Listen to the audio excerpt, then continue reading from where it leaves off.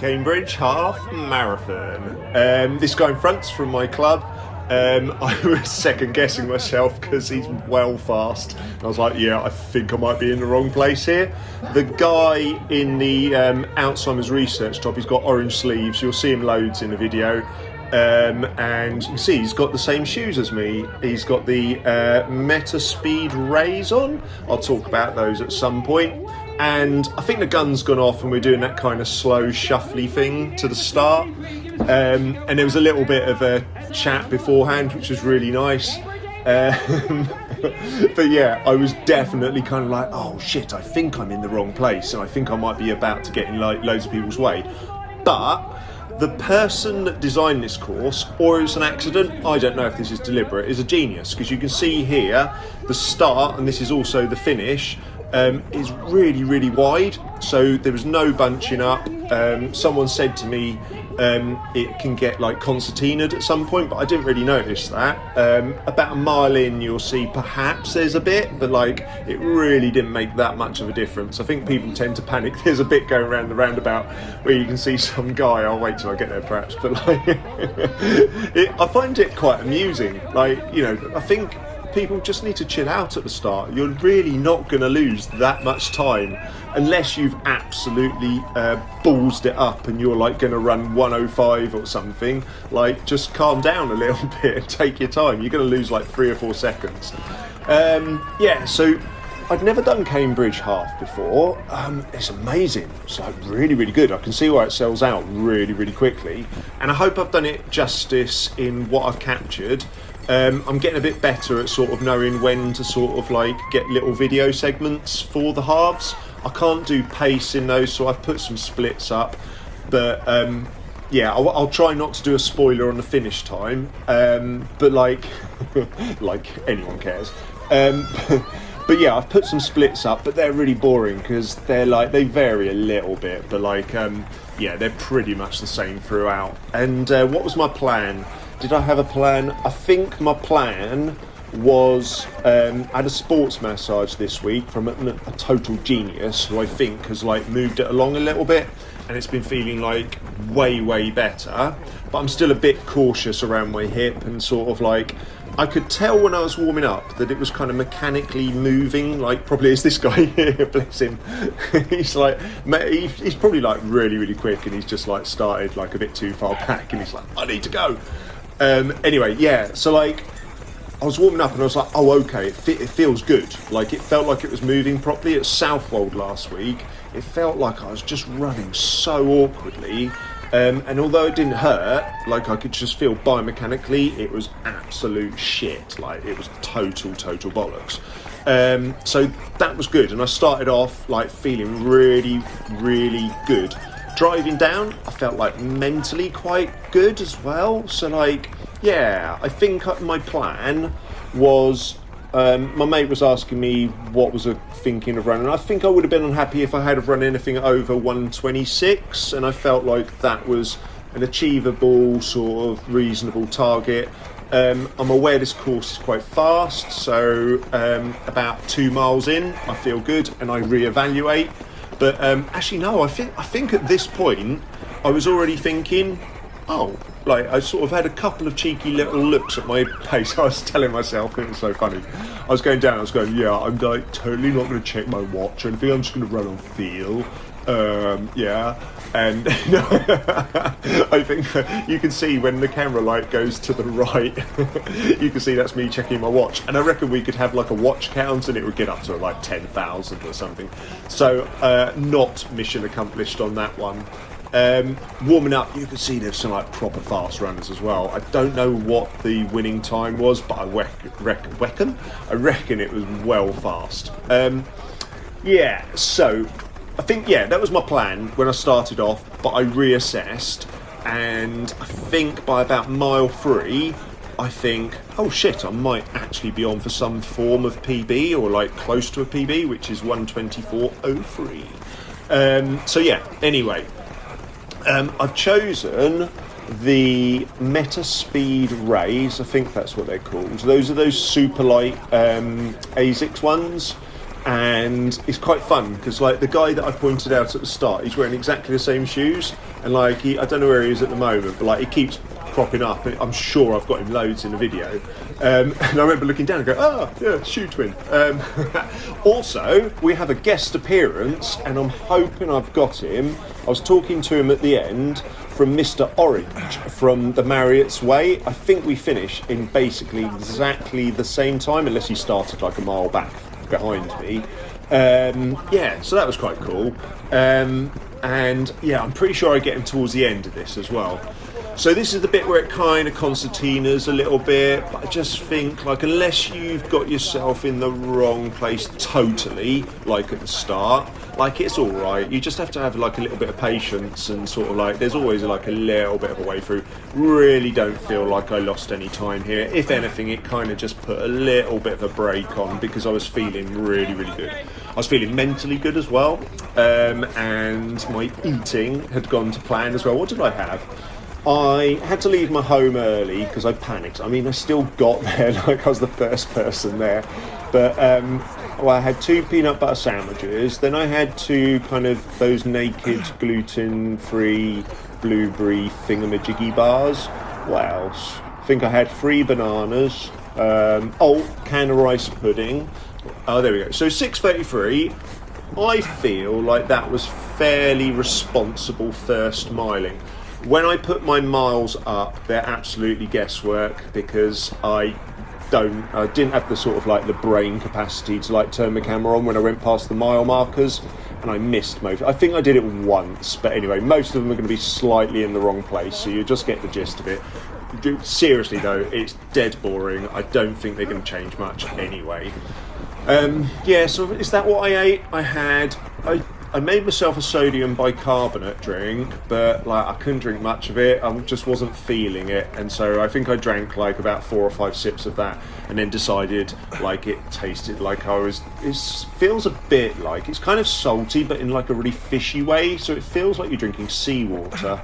But yeah, so I didn't really have much of that, and then I had 2 gels before I started. I felt like I wanted to caffeinate today. So there's mile 1, so I put my first mile up way early. Yeah, so I proper caffeinated myself. I think I had a Science and Sport caffeine gel, and then there was like a cheap one I got from Sainsbury's that had guarana in, and that drew me in, and it was like for £1. It was like a High Rocks one. Maybe because it was a High Rocks one, I should have done the whole of Cambridge half marathon with my top off, because that's a High Rocks thing. And I'm getting kind of ripped because I've been going to the gym, so like that would have been awesome. For everyone other than for no one other than me. Right, okay, so where is this? Oh yeah, okay, so this is still early days. I was playing around with my camera, didn't really know sort of where I was, not sure of the route at all. I think I've watched that incredibly fast bloke, what's his name, Nick Bester, as a little course recce. Obviously, vast difference between my running and his. The good thing about his coverage is there's no one in front of him, so you can see the course really, really well. Yeah, so I think from watching that, I got the impression, and from other people like speaking to them, that it was like proper flat. So, what was I talking about? I was talking about my shoe choice. So I have now, like any sane person, I have 2 brand new pairs of Puma Fast R's just sitting in boxes, calling to me every race that I do. But I feel like my hip isn't going to tolerate them because they're a little bit of a harsh ride. I'm not sure if what am I doing? I think I'm checking it's on. Yeah. There's a cool little switchback. I'll come back to my shoe choice in a minute. So I thought I'd turn it on here. I thought I'd see if there's anyone I knew. I don't think there was. I think there was one guy I know, Chris from Royston Runners, and that was it. When I go back the other way, there's one of my mates I see as well. Yeah, so like I thought the Pumas were going to be like a harsh ride. Oh, I should have done that twisty turn thing. I feel like someone did it. Oh no. That would have been so funny. Actually, not really. I should have done that. There's loads of switchbacks as well, which I think is a very good idea. in a race like this, because it's really nice sort of running past and sort of seeing other people. And Simon is on the right, coming up somewhere around now. There he is. Hey! Brilliant. I think he might have been in the fast stars. Okay, I will talk about the shoe choice in a minute. You can see there I've got a little bit quick. I was feeling so good though. I really was. So there's like this shingly stuff here. It's absolutely beautiful. So like I turned on my camera for this bit. I tried to get as much of this as I could. The thing about Cambridge is, my mate was saying, is it faster than Peterborough? And I think Peterborough probably has the edge purely because there's more straight line running. Cambridge has a lot more kind of twisty, turny bits, which probably takes, half a second each twist, each turn. And it has this little shingle bit. I don't think you're going to lose much time there, but it probably just takes a few seconds out of you. Mostly it was all right though. The traction was fine. Like, I didn't really notice it that much at all. But it's utterly beautiful, and the thing that's different in terms of half marathons is a lot of half marathons that start in like a city or town centre tend to then quite quickly go out into the countryside and do like a little thing around the countryside and then come back in for the last couple of miles. Cambridge is quite different. I can see why it's popular, because the bit in the countryside, it doesn't feel like it's that long. I don't really know. I felt like it was maybe like 5 miles or so. I'm not sure. But like the sort of the bookends that are in the city are actually quite long, so the atmosphere is like incredible. If you're having like a really shit run, it might not feel incredible because like you're going to have lots of eyes on you. But it's really motivating, and I really enjoyed it. So I chose I might by the end of this video have actually explained why I chose the Metaspeed Rays. I chose them because I haven't really used them that much. I chose them because they're super bouncy, but they've got rebound. So unlike the Endorphin Elite 2s, which kind of squidge and they only really rebound once you've got them under full compression, the Rays are much more energy efficient. So you can be running at a fairly modest speed and they still rebound really well. They've also got this lovely natural roll through, which I felt for the hip would be preferable to the Fast R's. Might be wrong. I'm going to wear the Fast R's for the Wyndham 20 in a few weeks' time, because I kind of need to know like how I'm going to hold up with them over that sort of distance. I think I'll be all right. I think the hip, I don't want to get cocky about this hip, but I'm so... Look at the camera work there. Boom. Such a camera wanker. I really hate it. I was thinking, like, well, I like it. I love having this, like, video log of, like, the runs. It's really fun. But I don't like being that guy who's got a camera on. What a knobhead. Okay, here he is. The Alzheimer's research guy in the Rays. I've forgotten his name. He told me, but I instantly forgot it. Sorry, mate. We're having a really good chat. And is that Mr... No, that's not Mr. Orange. I think Mr. Orange is in the same club as the guy in the white vest as well, perhaps. But I'm so shit with names. So at the moment, I hadn't really registered Mr. Alzheimer's research bloke. But this guy in front in the turquoise top, I thought he's quite tall, you see, and I thought, I know, I could do a cheeky little tuck-in behind him and save myself a few watts, which is super annoying. But one of the good things about Cambridge, and you can see, like, there's this perfect wall and perfect windbreak the whole way. So, like, I was going to exploit that as much as I could. I think it's safe to say he's a much better runner than me. Which you can kind of tell. I think you can always tell. There's something about how relaxed someone's looking, and I already know that I'm sort of pushing out. I think I was looking. Hey, that'd be nice to get over there for a high five. I looked down at my watch, and I'm telling myself that my Phoenix 7 is broken or something, but my average pulse for this was 183 beats per minute. That can't be right, can it? That just feels like I did get a little bit of chest pain towards the end. I think that's probably because I had too many gels though. So I think I didn't really pick up on the fact that I was running behind this guy here in the Alzheimer's top until much later in the race. So I didn't realise we were like level like the whole way through, which was kind of cool because we started together as well. And I won't do any spoilers about who wins that battle. Although I don't know, I think at this point I wasn't really thinking about beating people. I think I was really locked on. I think at the moment this is around, is it getting on for like 4 or 5 miles or so? And I still feel good. I think it is basically on Sunday at Southwold Half, I felt so mechanically shit. I forced myself to have Monday off and I swam. Tuesday I swam and then I ran like 4 miles at like a ridiculous pace. And after that I just felt really uncomfortable, like around the hips. So then Wednesday I forced myself, and like the mental challenge of forcing myself has told me quite a lot about me. But it was one of those things where I knew it was probably the right thing to do. And then Thursday morning I was at swim training and my swim coach does sports massage as well, and he sort of was asking me about like the running and my hip and stuff like that. There we go, what have we got? Yeah, so my miles are fairly sort of stable. I think this is about mile 7. Anyway, yeah, he was asking me about that and I was like, yeah, can I book in or something? And I'm so glad I did. The guy is a fucking magician. Like, I used to do sports massage in a different sort of part of my life, but I haven't done it in years, and like you can really tell when someone knows exactly what they're doing. And afterwards I could just feel like my pelvis was moving properly.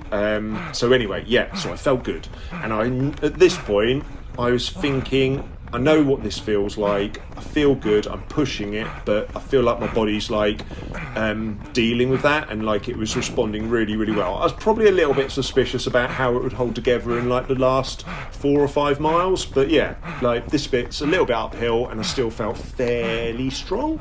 I think there was a slight headwind here and I found myself in no man's land here, and I was trying like to do that thing where you kind of creep up behind people, stealth them and then tuck in, but I remember feeling a little bit exposed here, and I think probably if I had to look behind I might have had a line behind me because I'm like big and I'm a decent windbreak.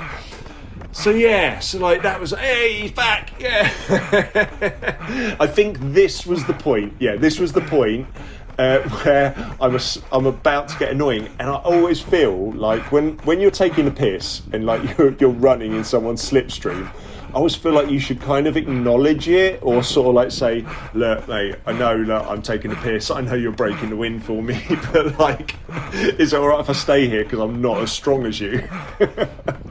And it was at this point as well where I was like, oh, we've got the same shoes, we're like shoe twins. Yeah. So I'm still feeling strong. And what was I saying? Oh yeah, I was banging on about this week. So this week I sort of had my first ever taper, and it was like accidental. My mate Jimmy, he's been saying for the marathon, which I think's on, but maybe I'll come back to that if I've got time. He was saying make sure you taper, because I don't think I've ever tapered. I like do anti-tapers where the day before a race I'll run like a really fast flat out park run, or I'll bang out like a 50 or 60 mile week in lead up to like a big event.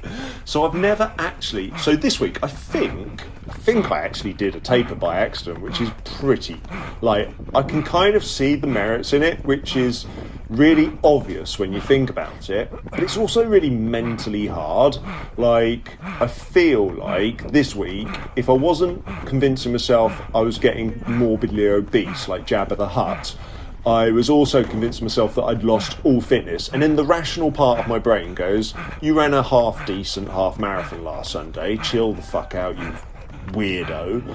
And then the other part of my brain that's neurotic as fuck just goes, no, you definitely can't run anymore. Like you've massively fucked it. You've forgotten how to run, and when you go to Cambridge, like you're going to struggle to finish it because like your legs won't work. So that was the turmoil. I suppose once you've done one taper, maybe then you have to, like, would I do it again? It was a bit boring, I suppose. I did. I mean, it's not like I did nothing. I went to the gym like 3 or 4 times to polish my guns up, and then I swam 3 times, and I did run. I think I will have only have done 30 miles this week, which isn't enough. But yeah, anyway, accidental taper. You heard it here first, and I'm going to add it to Jason's shit ideas for running. So, I think at this point we're going uphill. I think we're somewhere around mile 10. I'm not sure. I've got no idea. Mile 9. The mile markers are going to come up when we go round the corner, and there were very few climbs actually. This one was a little bit sneaky. It pretended to not be a climb, whilst also being a climb. It was very, very deceptive. But I quite liked it. By this point, you were starting to sort of I went really Norfolk. You were starting to oh no, I can't say that. I was driving. Cambridge is like, it's really nice, isn't it? Yeah. But like, for some reason, when I was driving down, I was like, I haven't been to Cambridge in a while, but I've been to Cambridge enough, and under certain circumstances, which I'll tell you about in a second, to associate Cambridge with like hippies. So I had Eric Cartman in my head as I was driving down with the goddamn hippies. The reason is, okay, so I've told a story back to front. How I ended up thinking that Cambridge was a mothership of hippies is that I used to go to Cambridge on, I think it was a Friday night, and if you've ever seen Peep Show, you might understand this. So Peep Show, that comedy. If you haven't, go to YouTube, type in Rainbow Rhythms Peep Show, and you'll see the lead characters from Peep Show dancing like bellends to music.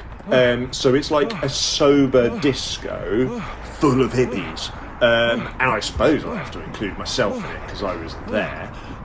So you do like it was like this phase of my life where I kind of felt like it was kind of like my way of, it was really good actually, it was really kind of a good way of like shaking out all your emotions and stuff, so totally go. It's called 5 Rhythms. The title even sounds a little bit hippie-ish, which it should do. It's like, you know, you start and it starts off dead slow. This should be about running, shouldn't it? But it isn't. And then you start, like, the music's quite good, like you really get into it, and it's like completely no alcohol, no drugs or anything like that, and it usually happens like in a church hall and stuff. But then they'll stop you halfway through and get you to like find someone to pair up with, and then and then there was this one where we were in a free and you had to throw love at each other, so with your hands. You had to like move your hands towards the person as though you were throwing love over them. Oh, fucking hell, fuck my life. Yeah, so I stopped going to that because at the end you had to sit in a circle and talk about your feelings, and I didn't like that bit. I just liked dancing.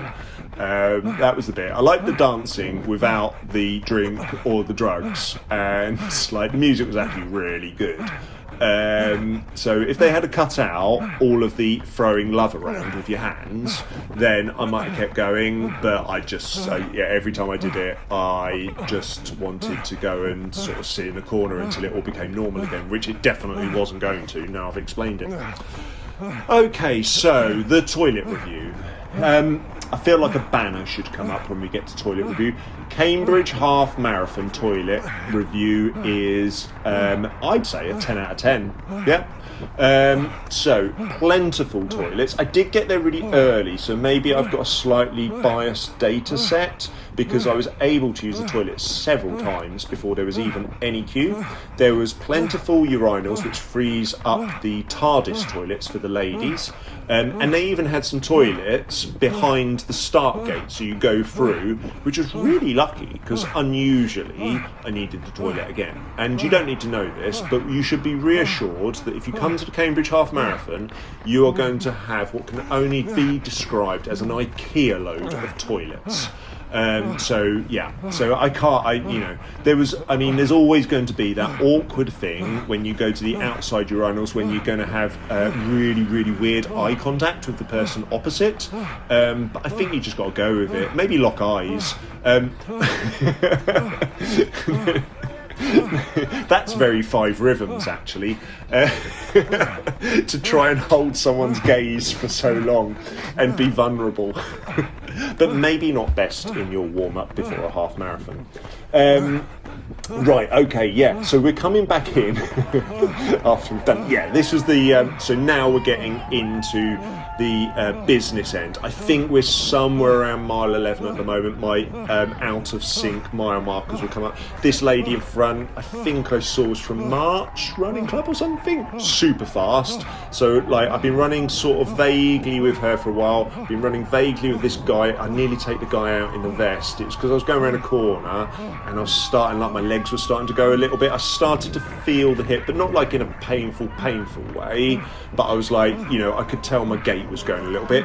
And the Alzheimer's research bloke, you can see there, he's pushing on, he's looking super strong. I'm trying to stay with him because I kind of feel like we've got like this sort of like, we're shoe twins, so like I want to kind of like keep with him. And these guys are coming past. It's really nice though. You can see here the crowds, like the level of support at the finish. Like I just had nothing left. You'll see in the splits that I start to lose a few seconds.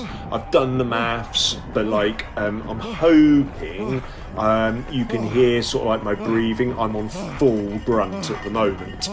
And also really annoyingly, my camera cuts out probably about 800 meters from the end, so I'm going to have to do like a spoiler towards the end. Well, not a spoiler, I just have to wrap it up when it starts to get to the end. This guy, the Serpentine guy, he cropped up a bit as well. I think this is the only time I've got him in camera. But yeah, it's really nice. It's proper like, I think this is the sort of situation that I usually hate if I'm feeling like really, really shitty. But I felt pretty good for this point of a race. If you hear me, you might think I'm talking bollocks, but like I think I was like utterly battering myself, but I maybe had just a slight level up that I could have done. And I couldn't quite access that, but if you hear me, like, it's not much. It's like we're talking like 10, 15 seconds, something like that. When I got my PB, it's like turning on your sort of like your pain thrusters. Like I remember getting to Peterborough and just like seeing that I was on for like a 1:23, which I didn't get by about 4 seconds, and like I just like was overriding every like pain like nerve in my body or whatever, like whereas here like I was just sort of like I was starting to sort of like realise I was probably going to do like 1:24, maybe a 1:25, and I was really happy about that because I didn't think I was going to today. But like the crowds is like super awesome. I did actually enjoy it in this instance. I think at some point soon we're going to see Mr. Orange from the Marriott's Way as well. I think he crops up somewhere around here. So I think maybe, I don't know if I catch him up or if he overtakes me. Not sure. We shall see. Beautiful organisation. And lovely Marks and Spencer's there as well. Yeah, and I think at this point I'm just really trying to find something, but I just can't. Like, I think my pulse is probably through my ears. It's probably 586 million or something.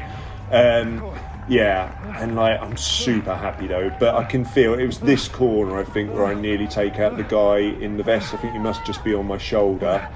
Like I meant to go a bit wider. Is it this one? Yeah, I think I meant to go a bit wider, and then and then I accidentally dropped the shoulder like I was playing rugby. So you can see there my splits. I sort of like at this point, if I'm feeling like super good, like there's Mr. Orange, then like I'll start to ramp it up. Like I can do a really decent negative split in the last couple of miles, but like I'm barely hanging on at this point. I am full grunt. I might try and like turn the sound up a little bit for the last bit.